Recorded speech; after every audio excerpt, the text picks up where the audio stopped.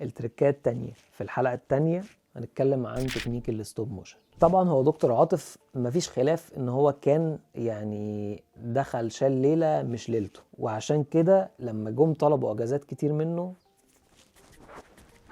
على طول ما بيسميش. يعني انا بالنسبه لي لو انا شغال في شركه اتمنى يكون المدير كده. وطبعا هنا عمر المهندس مخرج المسلسل حب يفرفش على المتفرج لما حط لك حته ستوب موشن، بدل ما هو مشهد على طول حد بيمضي حد بيمضي حد بيمضي، خد بقى حته ستوب موشن كده تلاقي الورق بيكتر ورا بعض. التركات دي بقى اتنفذت ازاي؟ هي بسيطه جدا. فاكر احنا كل التركات اللي فاتت اغلبها اتكلمنا عنها وقلنا ايه؟ ثبت الكاميرا، كاميرا تبقى ثابته ما ينفعش ان هي تتحرك. فانا تمام هجيب الكاميرا وهثبتها، هحط الورق فوق بعض.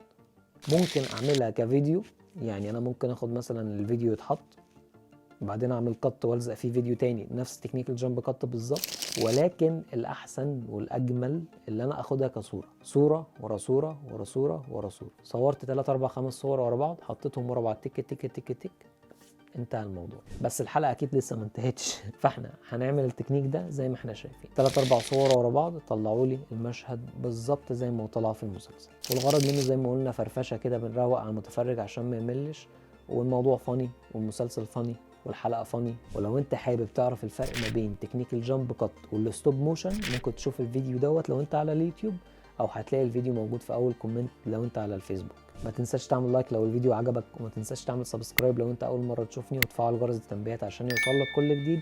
ولو عندك اي ملحوظه او اي تعليق ممكن تقوله لي في الكومنتات.